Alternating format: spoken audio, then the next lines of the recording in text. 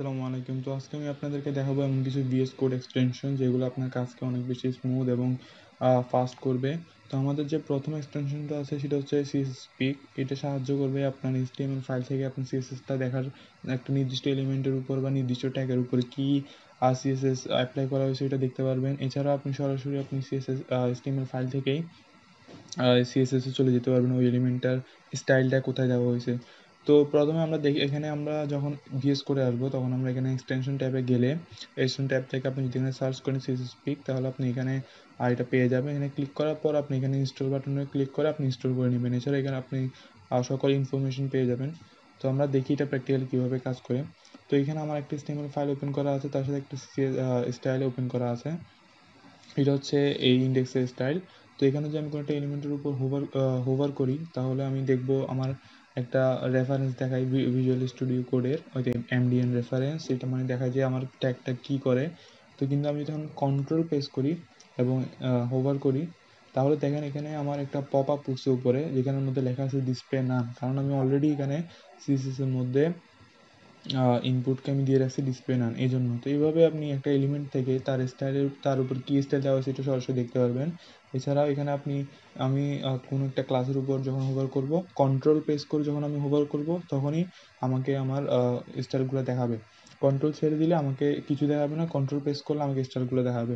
এবং আমি যদি এখানে ক্লিক করি সরাসরি আমাকে কিন্তু ওই স্টাইলের মধ্যে নিয়ে যাবে যেখানে আমার স্টাইলগুলো অ্যাপ্লাই করা হয়েছে। ধরেন আপনার এখানে CSS অনেক লম্বা, অনেকগুলো স্টাইল আছে, আপনি সেখানের মধ্যে একটা নির্দিষ্ট এলিমেন্টের স্টাইলটা খুঁজে বের করতে যাচ্ছেন, আপনি হয়তো এখান থেকে ফাইন্ড করবেন। তো আপনার এত সমস্যা করা লাগতেছে না, আপনি সরাসরি এখান থেকে হোভার করে কন্ট্রোল প্রেস করে হোভার করে একটা ক্লিক করবেন এবং আপনার যে স্টাইলটা যেখানে আছে সেখানে চলে যাবে। যেটা খুবই হ্যান্ডি এবং অনেক পাওয়ারফুল একটা টুলস। নেক্সট যে আমাদের এক্সটেনশনটা আছে সেটা হচ্ছে বিউটিফাই এক্সটেনশন। এক্সটেনশনটা আপনি আবার এখান থেকে ইনস্টল করে নেবেন।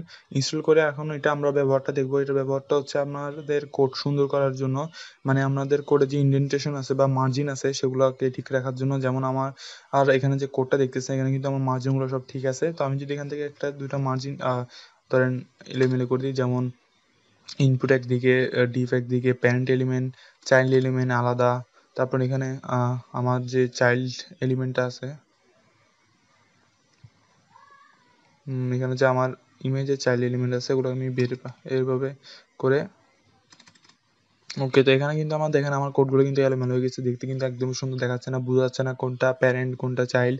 তো সেটা আমাদের এখন বিউটিফাই আমাদের এক্সটেনশন সাহায্য করবে আমাদেরকে পুরা কোডগুলোকে সুন্দর মতো ফরম্যাট করতে। তো আমি যদি এখন Ctrl+Shift+P দেই এবং লিখি বিউটিফাই, তাহলে কিন্তু এখানে আমার প্রথমেই অপশন আসবে বিউটিফাই সিলেকশন। আমি যদি ওইটাতে ক্লিক করি দেখেন এক সেকেন্ডে আমার প্রত্যেকটা এখানে যতগুলো কোড আছে সবগুলো সুন্দর হয়ে গেছে। তো এখানে যদি আপনি চান বললে কোনো একটা নির্দিষ্ট এলিমেন্টের উপরেও আপনি শুধু করতে পারেন। যেমন আমি যদি আবার আগের অবস্থায় যাই তাহলে এখানে যদি আমি চাই শুধু আমার ইমেজেসের মধ্যে বা আমার যে ইমেজগুলো আছে সেখানেই আমি সুন্দর করবো, পুরো আমি যেরকম রাখছি ওরকমই থাকবে, তাহলে আপনি সিলেক্ট করে নেবেন অ্যান্ড আপনি আবার Ctrl+Shift দিয়ে বিউটিফাই সিলেকশনে দিবেন। শুধু ইমেজগুলো ঠিক হবে, কিন্তু এখানে যে লেভেল বা ইনপুটগুলো আমি এলোমেলো করছি ওগুলো কিন্তু ঠিক হয় নাই। তো এইভাবে আপনি আপনার বিউটিফাইয়ের সাহায্যে আপনার কোডগুলোর ফরম্যাটগুলো সুন্দর করতে পারেন। তো আপনি যদি চান আপনার ভিজুয়াল স্টুডিওকে একটা সুন্দর লুক দিতে তাহলে আপনি এটা করতে পারেন নাইট অলের সাহায্যে। নাইট অল ইনস্টল করলে আপনি একটা ডার্ক মোড এবং একটা লাইট মোড ইফেক্ট পাবেন। তো এটা ইনস্টল করার পর আপনি এখান থেকে সিলেক্ট করে নেবেন আপনার যেটা দরকার পড়ে। আপনি নাইট অল দিলে নাইট অল ডার্ক ভার্সনটা আসবে, আর যদি লাইট দেন তাহলে লাইট ভার্সনটা আসবে। তো আপনি এটা এখান থেকে সেট করলে আপনার যদি চেঞ্জ করার দরকার পড়ে আপনি এক্সটেনশনে আসে তারপর চেঞ্জ করতে হবে। এছাড়া আমি আরেকটা রেকমেন্ড করবো সেটা হচ্ছে অ্যাটম ওয়ান ডার্ক থিম। আমি সাধারণত এটা ইউজ করি।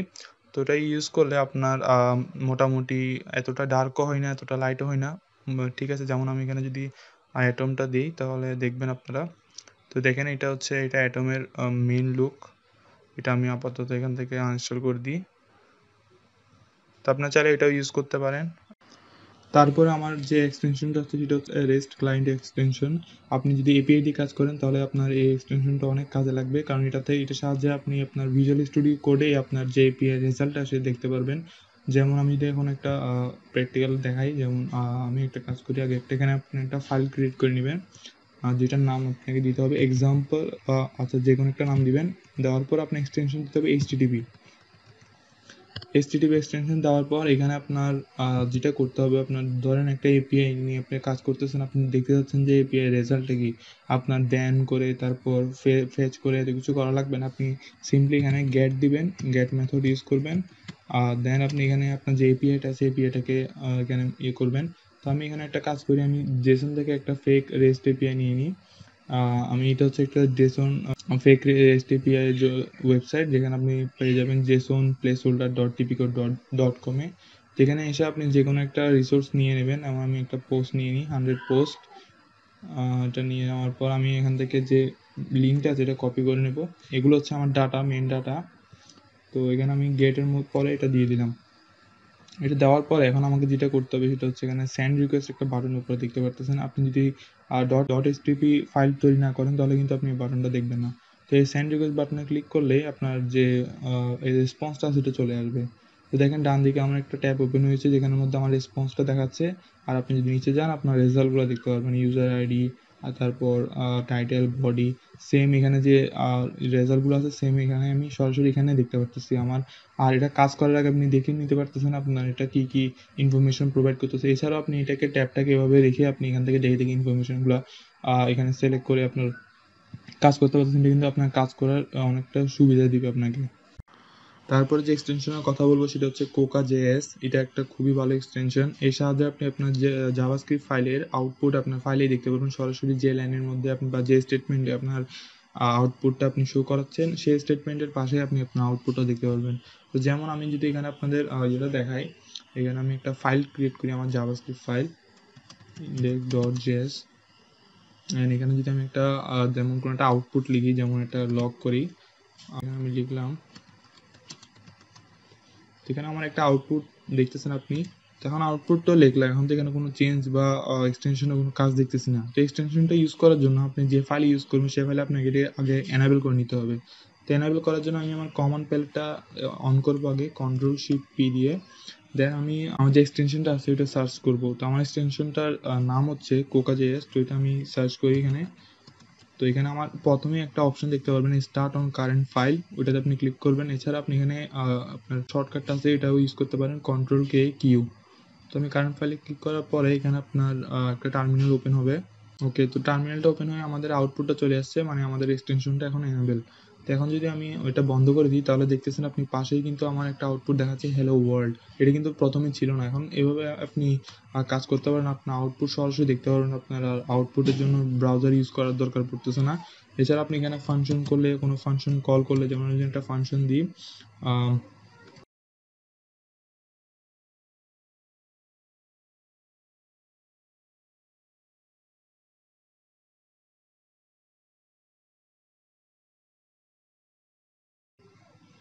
তো আপনি দেখতেছেন এখানে আমি একটা ফাংশন লিখলাম এবং ফাংশনটাকে আমি কল করলাম, এবং ফাংশনটা কল করার সাথে সাথে আমার যে লাইনে এটা কল হয়েছিল বা যে লাইনের যে স্টেটমেন্টের দ্বারা এটা কল হয়েছে তার পাশে কিন্তু আমার রেজাল্টে দেখাচ্ছে হ্যালো আসিফ। তো এভাবে আপনি কাজ করবেন, আপনার যে আউটপুট আছে সরাসরি আপনি ভিএস কোডের সাহায্যে এখানে দেখতে পারবেন। তারপরে যে আমার এক্সটেনশনটা আমি দেখাবো সেটা হচ্ছে জাভাস্ক্রিপ্ট ES6 কোড স্নিপেট। এটা দেখলে আপনি বুঝতে পারবেন যে এটা অ্যাকচুয়ালি জাভাস্ক্রিপ্টের সাথে রিলেটেড। জাভাস্ক্রিপ্টের যে ES6 আছে বা যে মডার্ন জাভাস্ক্রিপ্ট আছে যেটাকে আমরা বলি, সেটাকে আপনি সহজে আপনি এখানে কিছু শর্টকাট ইউজ করে মডার্ন জাভাস্ক্রিপ্টের ফিচারগুলো ইউজ করতে পারবেন, যেমন অ্যারো ফাংশন, তারপরে ইম্পোর্ট, প্রমিস, এভরিথিং এখানে দেওয়া আছে। আপনার কোডগুলা কোনটা দিয়ে কী হয় এগুলো একটু দেখে নেবেন, এবং আপনি এগুলা আপনার মনে করা লাগবে না। আপনি দৈনন্দিন কাজ করতে করতে অটোমেটিক্যালি এগুলো আপনার মনে হয়ে যাবে। আপনি এটা ইনস্টল করার পর যদি আপনি এখানে সরাসরি এক্সটেনশনটা ইউজ করতে পারবেন। আপনি ধরেন FOF দিলেন, হয়ে যাবে for of loop. Then IFIN দিলে ফর ইন লুপ, IMP দিলে ইম্পোর্ট। তো এগুলো আপনি সহজেই আপনি কাজ করার সুবিধাতে এটা ইউজ করতে পারেন। তো ধরে নেন আপনি HTML ইউজ করলেন, HTML কোনটা ট্যাগ লিখলেন, আপনি ট্যাগটাকে আবার চেঞ্জ করলেন, আপনার কিন্তু ওপেনিং ট্যাগ এবং ক্লোজিং ট্যাগ দুটো কিন্তু একসাথে চেঞ্জ করা লাগতেছে। তো সেটার জন্য সেটা সমস্যাটা সমাধানের জন্য আছে আমাদের অটো রিনেম ট্যাগ। এটা হচ্ছে বেসিক্যালি HTML এবং XML এর জন্য। তো আমি যদি আপনাদেরকে ইন্ডেক্স এটার প্র্যাকটিক্যালটা দেখাই, তো এখানে আমার অনেকগুলো দেখতে পারতেছেন আপনি ট্যাগ। তো ধরেন আমি লেভেলকে স্প্যানে পরিণত করতে চাচ্ছি, তো আমি লেভেলকে এখানে কেটে দিলাম। কেটে দেওয়ার সাথে সাথে আমার কিন্তু দুইটা ওপেনিং এবং ক্লোজিং ট্যাগের সাথেই কেটে গেছে। তো আমি যখন পি ট্যাগ বা স্প্যান ট্যাগ দিই তাহলে কিন্তু আমার দুই ট্যাগ দিয়েই আমার ওপেনিং এবং ক্লোজিং ট্যাগ দুটোই হয়ে যাবে। তো এটা কিন্তু আপনার অনেক সময় বাঁচাবে। যেমন আপনি যদি চান তাহলে মাল্টিপল সিলেক্ট করে অল্ট্রা কি প্রেস করে মাল্টিপল সিলেক্ট করে মাল্টিপল ইয়াও করতে পারেন, রিনেম করতে পারেন। আমি স্পেন দিলাম, তিনটার সাথে একসাথে আমার অটো এবং আবার 2বার করা লাগতেছে না। তো আমাদের যে লাস্ট যে এক্সটেনশনটা আছে সেটা হচ্ছে প্রজেক্ট ম্যানেজ এক্সটেনশন। এটার সাহায্যে আপনি আপনার প্রজেক্টগুলোকে সুন্দর মতো ম্যানেজ করতে পারবেন। যেমন আপনার এখানে মাল্টিপল প্রজেক্ট ওপেন থাকা অবস্থায় সেগুলো আপনি এখানে সেভ করতে পারবেন, দেন সেগুলো দিয়ে গিট অনুযায়ী কাজ করতে পারবেন। এখানে আপনি একটা বার পেয়ে যাবেন, এটা ইনস্টল করার সাথে সাথে এই ট্যাবে ক্লিক করলে আপনি এখানে প্রজেক্টের অপশন দেখতে পারবেন, গিটের অপশন দেখতে পারবেন। এগুলো এখান থেকে আপনি কাজ করতে পারবেন গিটের সাহায্যে। এছাড়া আপনি এখানে সেভ প্রজেক্ট দিলে আপনি এখানে নাম দিলে একটা প্রজেক্টের একটা নাম অনুযায়ী সেভ হয়ে যাবে। দেন এটা আপনি চাইলে সরাসরি প্রজেক্টে এখান থেকে যেতে পারবেন।